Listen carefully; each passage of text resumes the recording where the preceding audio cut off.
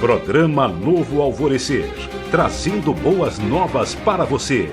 Uma realização Assembleia de Deus de Caratinga. Olá, meus irmãos, a paz de Cristo para você. Esse é o programa Novo Alvorecer, chegando mais uma vez. Você que nos acompanha pela TV ou pela internet, a gratidão do nosso coração por você sempre estar prestigiando a nossa programação. Hoje estaremos abordando mais uma lição da Escola Bíblica Dominical, neste trimestre que estamos trabalhando sobre o tabernáculo. Um intervalo rapidinho e a gente volta em instantes para começarmos aqui o nosso comentário. Não saia daí.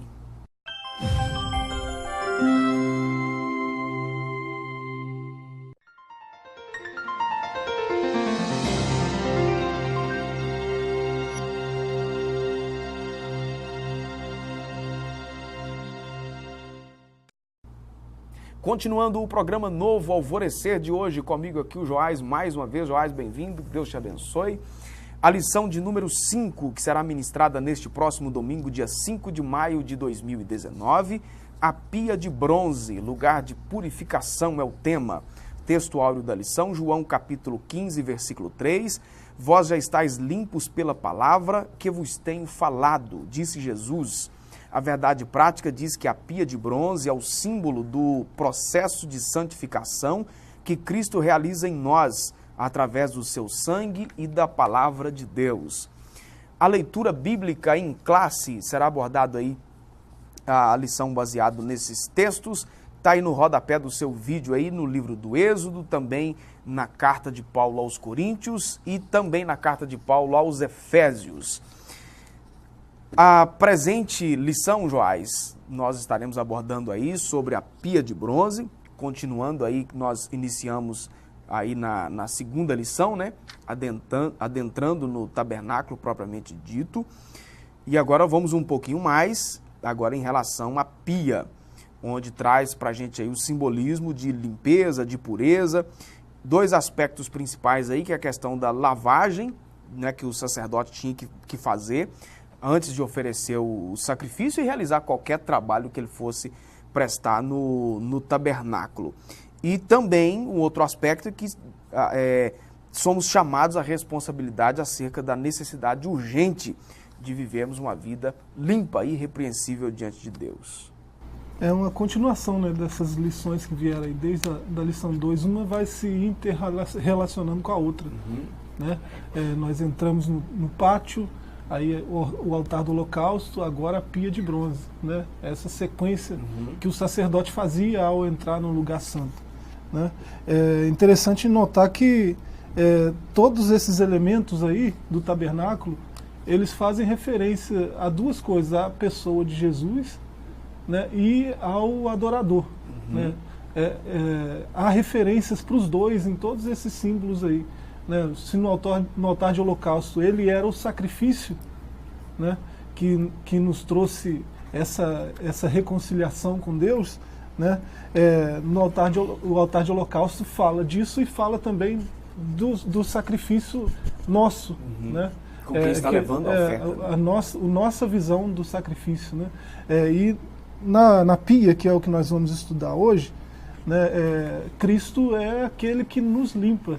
Né? A pureza espiritual ela só é possível no relacionamento com Cristo. E como ele faz isso? Pela sua palavra. Né? Então ela é também um símbolo de Cristo e ela aponta para nós, né, o nosso papel nessa adoração. Né? É pela palavra dele que nós somos podados, limpos, né, para estar diante dele puro. Né? Certo. Continuando aí, Deus ordenou a Moisés que fizesse uma pia de bronze. É o primeiro subtópico da lição.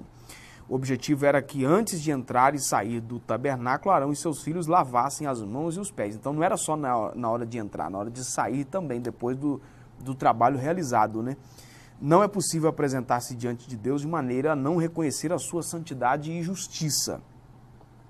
Não podemos perder o senso de piedade e reverência diante de Deus.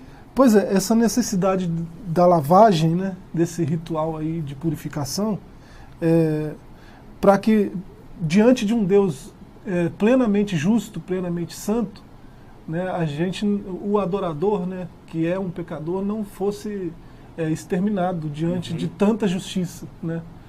Então, há essa necessidade de purificação para estar diante dele, né? Aquilo ali era um culto, era uma adoração ao Deus santo, vivo, né, verdadeiro.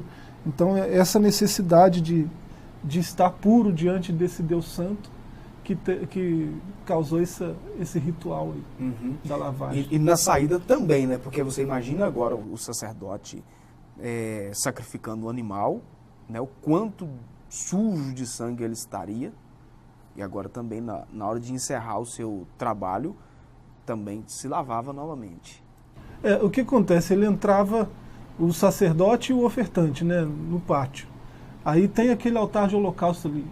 Quem oferece é o sacerdote, ele imola o animal, quer dizer, ele tem sangue nas mãos, né, ele está todo ensanguentado, né?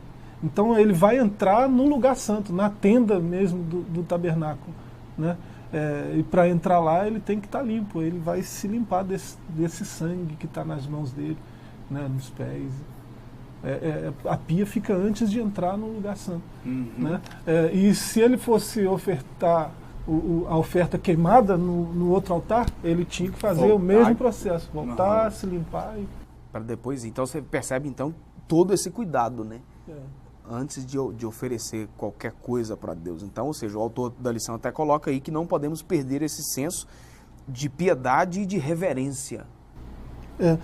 O autor, aí citando 1 Pedro 1, 15 e 16, né, ele até faz um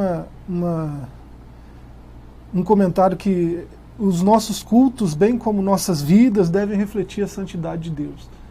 Eu não sei se há separação entre essas duas coisas, né? Culto e vida, né? Nós aqui que temos por herança a filosofia grega, né, o pensamento grego, a gente tem esse entendimento dualista das coisas, né, de tudo, né? O judeu me parece que não pensa assim, né? Ele acha que a vida dele já é o culto, né? Então essa necessidade de pureza, de se manter puro, justo, né, de buscar essa santificação é constante, né? Não é só no momento do culto. Pelo menos não deveria ser, né? Certo. Sobre o sacerdote e a santidade, ao entrarem no tabernáculo, o sacerdote deveria então se lavar. Aí, conforme o texto de Êxodo 30, versículo 20, ele deveria fazer isso então para não morrer. Se fosse para ministrar, se fosse para acender a oferta do altar, ele deveria lavar-se antes, apresentar-se diante de Deus sem atentar para a exigência da purificação, poderia custar-lhe a vida. Para não morrer está bem grifado aí, né? Está diante de um Deus tão santo, né? Está escrito que ele é fogo consumidor, né?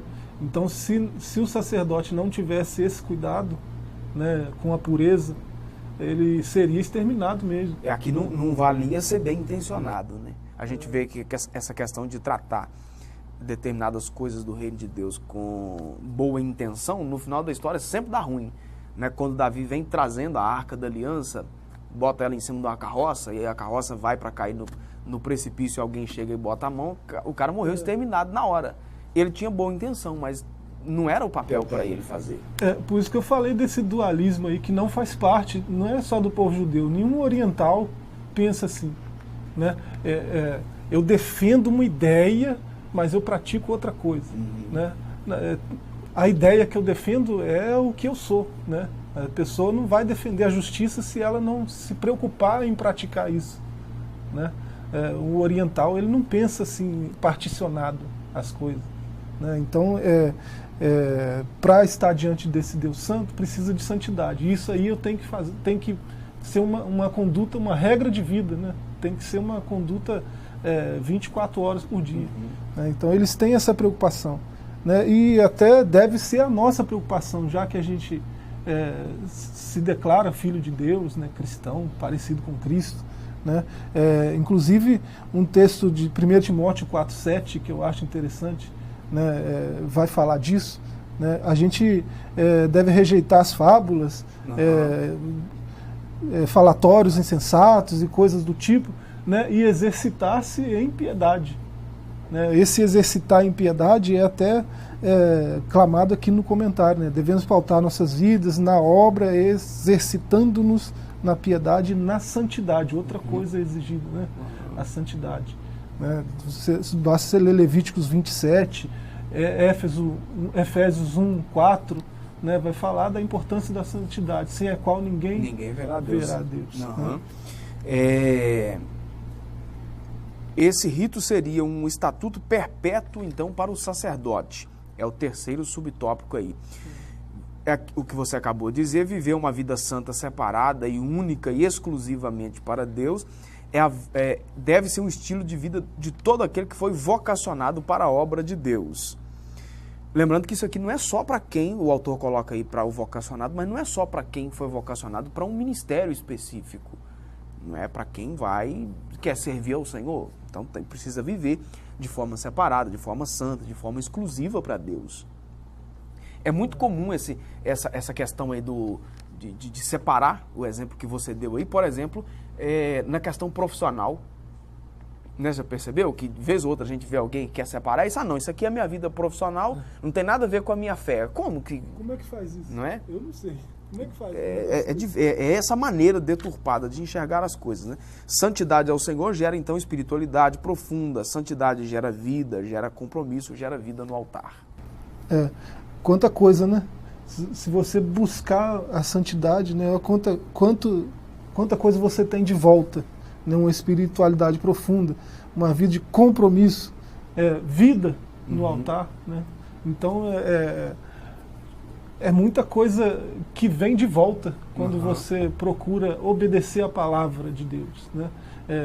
Não é à toa que ela é nossa regra de fé e prática, né? Não é só fé, é fé e prática. Né? Eu tenho que ler, entender o que eu estou lendo e procurar exercitar aquilo. Colocar na prática, né? Não ficar só no campo teórico. Tá certo, a gente vai dar uma pausa, rapidinho, intervalo, e a gente volta em instantes.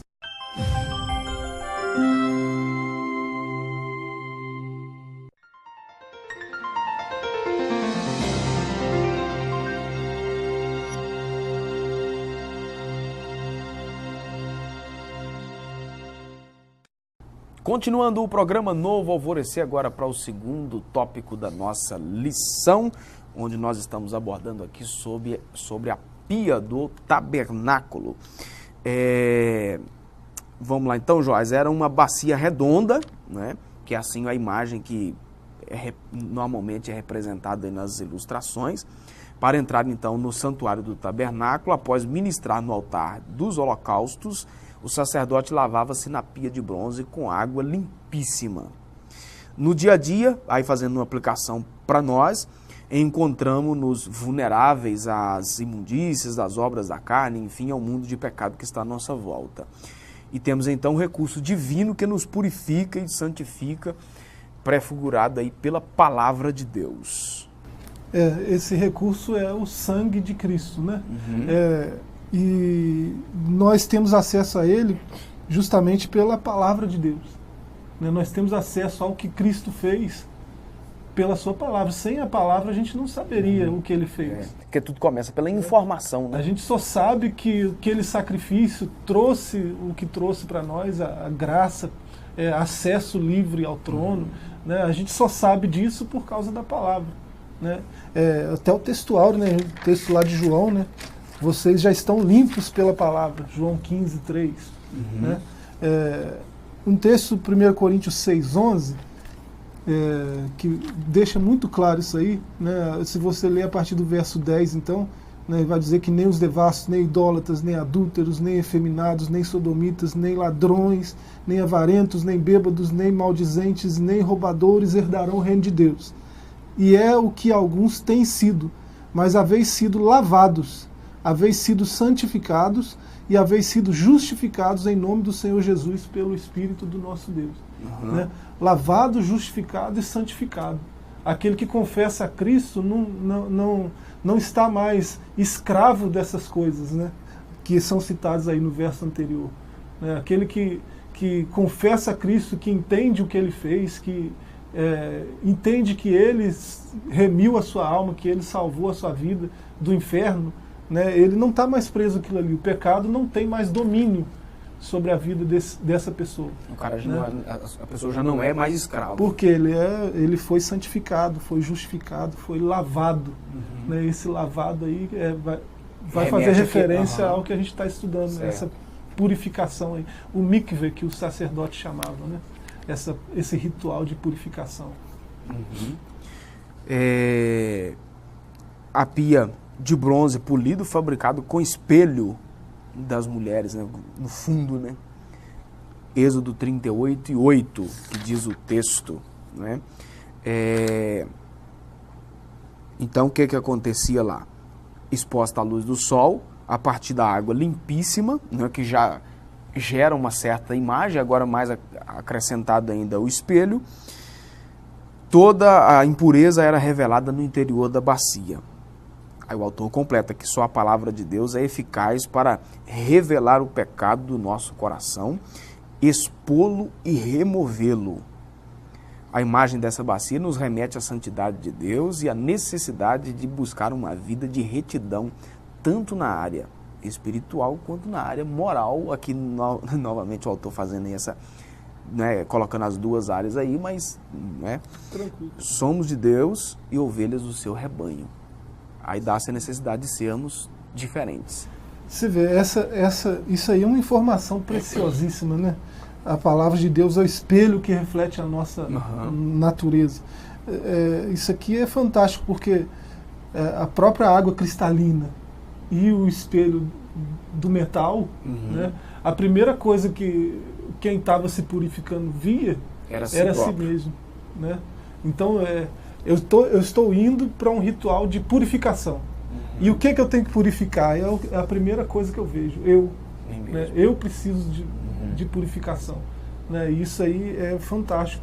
Porque autoconhecimento é coisa rara desde sempre. Né? No texto que normalmente é usado nas ministrações de ceia, que é o texto de Paulo aos Coríntios, capítulo 11, né? A primeira carta. Examine-se. Exatamente. Paulo diz, examina-se o homem a si próprio. Interessante é que eu não tenho uma medida para examinar a mim mesmo. Aliás, eu não tenho uma medida para examinar você. Eu tenho uma medida para examinar a mim mesmo. Por que o apóstolo fala uma coisa desse tipo? Porque ele sabe, ele é um apóstolo, é um filósofo, um grande pensador, né, um profeta. Ele sabe que o normal, em condições normais de temperatura e pressão, o que eu faço é apontar os defeitos do outro, de qualquer um que estiver perto de mim. Isso, né? De acontecer. O que eu faço é isso o tempo todo. E diante de um espelho, na hora que você for apontar o problema é o cara do espelho. Né? Isso aqui é muito forte, né? Com certeza. No altar de holocaustos, o juízo sobre o pecador era aplicado na oferta do sacrifício, cobrindo o seu pecado. Nesse sentido, então, as águas da pia cumpriam uma função de limpeza dos sacerdotes que passaram por aquele processo. Nesse aspecto, a semelhança das águas purificadoras, a palavra de Deus tem como limpar e disciplinar nossa vida. Aí ela acrescenta que, embora nossos pecados tenham sido expiados, ainda temos que nos achegar a Deus continuamente para sermos limpos de tudo que o desagrada. A pergunta lá do Salmo 119, né? Acho que é o verso 9, como o jovem purificará o seu caminho, né? E ele responde, observando conforme a sua palavra. Né? É a palavra que vai apontar onde está o problema. Né? O que eu tenho que podar, o que eu tenho que limpar. Né? Eu enxergo isso na palavra. E se eu não ler a palavra, fica um pouco mais complicado. Interessante que a Bíblia, aí, muita gente acusa as Escrituras de sendo aí um livro muito antigo, mas você vê que as necessidades da vida humana continuam sendo as mesmas, nas mesmas áreas. Pois é. Né? Acrescenta-se a tecnologia, acrescenta-se tudo, mas as necessidades básicas da vida do ser humano continuam as mesmas. Fala-se muito de uma evolução da humanidade que a gente tem dificuldade de enxergar, né?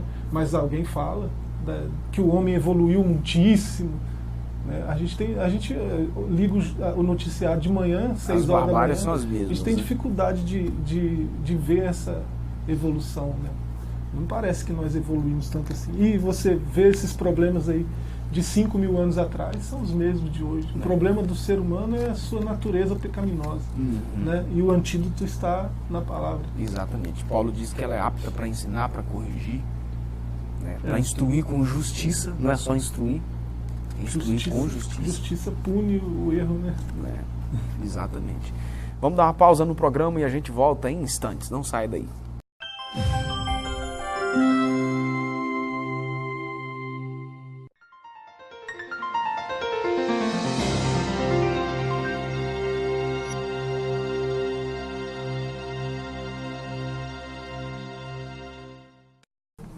Continuando o programa Novo Alvorecer para o último bloco do nosso programa, encerrando aqui o terceiro tópico da nossa lição.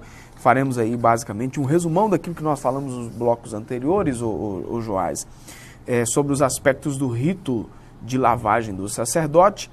Primeiro era uma lavagem completa, né? Não era simplesmente um lavar de mãos e pés, era uma lavagem completa e significa, ou apontava aí para a obra redentora de Cristo que nos lava de todo o pecado. Completa no sentido de não só a mão, né, mas a alma. Né? E nem aquela ideia que tinha, até que diminuiu bastante, né, nos últimos tempos aí, mas há uns anos atrás tinha muito aquela ideia do coração, né? Que era só o coração e tal. Deus só quer o coração? É isso? É a ideia. Pois é. O homem não é só coração, né? Então, é completa nesse sentido, de tudo que diz respeito ao homem deve ser purificado para estar diante de Deus, né? Então, esse ritual aí vai apontar para isso também, né? Tem uma série de textos aí, João 3, verso 5, 7, João 15, verso 3, Tito 3, 5, 1 Pedro 1, 23. Tudo vai ficar mais claro se quem estiver nos assistindo puder conferir, né? Fazer igual os bereanos lá, né? Conferir e ver se é isso mesmo. Então essa limpeza completa é algo necessário, né? Necessário, sobretudo nos últimos dias. É, né? A regeneração mesmo, né? Dias tão difíceis como os nossos, né? Tão complicado. A gente precisa atentar para isso. Sobre a lavagem progressiva e constante, no dia a dia o sacerdote tinha que fazer então uma limpeza exigida para ministrar no lugar santo, como acabamos de dizer, não apenas pés e mãos, daí tem o texto lá de Êxodo 30, 19. De acordo com a doutrina do Novo Testamento, lavar-se aqui destaca o ato do Espírito de Deus que opera em nós a santificação. Efésios 5, 26, 2 Coríntios 7, 1. Até a gente já leu um texto de Coríntios que passa essa mesma mensagem, né? Nós fomos lavados. Lavados, justificados, purificados, né? Então a ideia é essa, ela é completa e é progressiva também, né? Não é uma coisa que acontece de uma vez por todas, né? Você tem que ir se limpando, se purificando. É o que o próprio Paulo falou isso, né? Cada dia morro para uma coisa. Na verdade aqui o processo de santificação, né? A pureza e a santificação são um processo que parece que é uma coisa só. Né? Na medida que você se purifica, você se santifica. Na medida que você se santifica, você vai se purificar. Isso aí tem a ver com um ato aí de uma figura de linguagem para a gente compreender, de aproximação de Deus, né? À medida que você vai estando próximo, você vai automaticamente eliminando aquilo que é imundo, né? Aquilo que não agrada a Deus, buscando ao Senhor e tudo mais. Se alguém fizer isso e chegar ao nível de um Enoque, por exemplo, não vai nem ser contado entre nós mais, né? Vai chegando tão perto, tão perto, tão perto, que Deus fala, não, eu não quero você mais aí, eu quero você aqui pertinho, né? Puxa aí para lá. Né? O nosso ideal seria isso, né? Ir chegando tão perto de Deus, e isso acontece nesse processo, né, de pureza, santificação.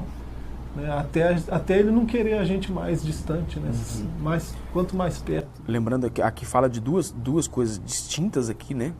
Sobre a regeneração e a santificação, que são dois processos que fazem parte da salvação, né? No nosso entendimento, a regeneração acontece no instante que o indivíduo reconhece a Cristo como Salvador. Exatamente, né? Então, o sujeito foi regenerado com o ato dele de crer, né? Agora, a santificação já é progressiva. Esse regenerado aí é aquele velho homem está morto, está crucificado. É um novo homem agora que vive com Cristo. Né? E esse novo homem é quem cuida para aquele velho homem continuar lá, crucificado. Né? Esse novo anda com Cristo e o velho está crucificado com Cristo. É como se tivesse dois homens vivendo na mesma vida. Né? Só que um está morto e o outro está vivo. Certo. Alguma coisa mais a acrescentar? É isso. Certo? Você de casa que está nos acompanhando, é isso aí, devemos buscar a presença de Deus, santificar a nossa vida, temos a palavra de Deus para nos orientar e nos apontar aí a direção que precisamos tomar na nossa vida. A partir do momento que confrontamos a nossa vida com a palavra de Deus, ou a palavra de Deus com a nossa maneira de viver, nós conseguiremos enxergar onde é que estamos falhando. E na mesma palavra de Deus temos a orientação para mudarmos a nossa vida e fazermos a coisa certa. Eu espero que a palavra de Deus possa encontrar espaço no seu coração e gerar frutos para a glória do nome do Senhor e também a alegria do seu coração. Joás, obrigado mais uma vez, que Deus te abençoe poderosamente. Você de casa também, a nossa gratidão, e esperamos você aqui em nossa igreja. Rua Princesa Isabel 52 é o endereço da Assembleia de Deus, Templo Central. Fique na paz de Cristo e até o nosso próximo encontro.